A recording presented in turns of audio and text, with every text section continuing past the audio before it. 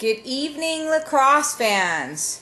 You're with Shawna and Marcus doing a special post-game show of Game 1 of the Mann Cup between the Six Nation Chiefs and the victorious Shamrocks. The Chiefs downed the Shamrocks. That's why we're a little subdued tonight. 7-4, and we're not in the car. We're not at the queue. We are in Otter Point in the Farmer Notary office. Again, with our favorite lacrosse analyst, Marcus Farmer. Welcome, Marcus. Live from the OP. Thanks for watching. So, tonight's game, it seemed a lot like Game 6 of the 2013 Mann Cup. Minus, there was way less Six Nations drums in Six Nations tonight. What are your thoughts on the game? I'll agree with you for two-thirds of the game. The first two periods of the game looked a real lot like Game 5 and 6 of the Mann Cup back here. Just Shamrocks couldn't break through, couldn't score a goal against Brandon Miller there. He just shut him right down, hitting him in the label too many times, making it too easy for him. Third period, I thought they came out and actually played their game. They dominated a little more. They controlled the ball. They owned some loose balls. They outscored them 2-0. Ended up losing 7-4. Obviously, the Chiefs, we know we're getting there. Tough as nails. That defense keeps everything outside. Rory Smith, guy's just an animal out there. He's an island unto himself, that guy. Cody Jamieson, definitely the best player in the world tonight, although Point was best player in the first period. Scored some real big goals for him, got him off and running, and they looked relaxed after that. I think tomorrow night we'll see what we got, if we got a chance in this series or not. Corey Small's going to get going tomorrow night. He's going to get dialed in. He was clearly not finding it tonight. Dutch needs to get going. I'm sure he'll be the first to admit that. Rangers going to score from inside. I think they'll be a lot better tomorrow night, carry that third period over. But definitely, first two periods looked bad.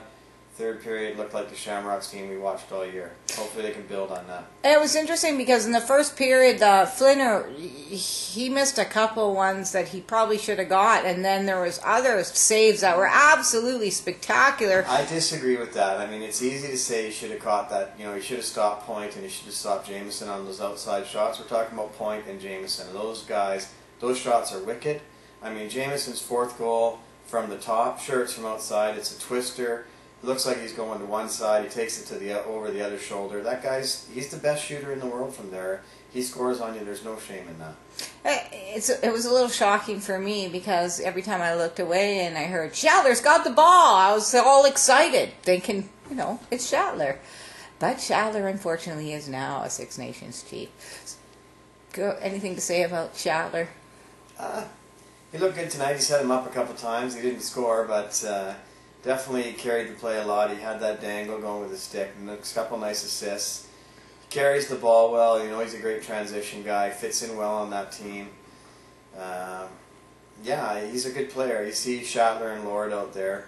Definitely it'd be nice to, I'm sure it'd be nice for all the Shamrocks to be able to have those guys head out to the east to get a Mann Cup, and then the Shamrocks go there and take it away from them. But they got to win 4 games to do that. And they need to be a lot better than they were tonight if they can pull it off. Well, they can. You know, we may or may not be back tomorrow night. Game 2 of the Mann Cup goes at 5 o'clock our time, which is in the West, and that's on, what is that site?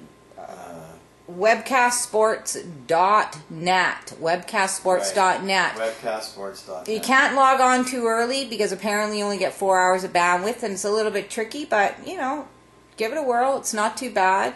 Nice to see we had Teddy Jenner on as a guest in between the first and second period, and they had Jumbo Elliott between the second and third. They had some technical difficulties because they had a thunderstorm. So they've invited Jumbo back tomorrow night to give some commentary between periods, which is great because, you know, they explain to the announcers out there how to pronounce the Shamrocks names, and they give it a little bit of a West spin. So good to see those guys out there. We had a little bit of a Twitter campaign that we started to, you know, get them to do the broadcast. So at least a JVI video listened to, you know, the fans and brought him out for the between period analysis. I don't think Ted or Jumbo are any secret to those guys in the East. They know who they are. Jumbo's a nice guy. It's always good to hear from him. Ted, you know, he's still living off the glory of that 2005 goal they show on the commercials all the time. So if you do watch the webcast, definitely worth it. It's about $12 Canadian, and you get all instant replays. You get all 3 clocks, as in game, penalty, and shot clock. And picture quality is not 100%, but I'd say it's probably about, let's say it's 88 in honor of Cody Jamieson. It's 88% for picture quality, and it's pretty damn good. It's better than reading about it in the paper the next day, I'll say that. Okay, boys, well, let's rock the green tomorrow night, and we may or may not be back with you. We may be in the office. We may be at the fire pit. Who knows where we'll be or if we'll be. And, yeah, join us again for another post-game show with Shawna and Marcus tonight from the office. First prize, 1 webcast. Second prize, 2 webcasts. What's the third prize? 3 webcasts. There you go. Well, good night, everybody. Good night.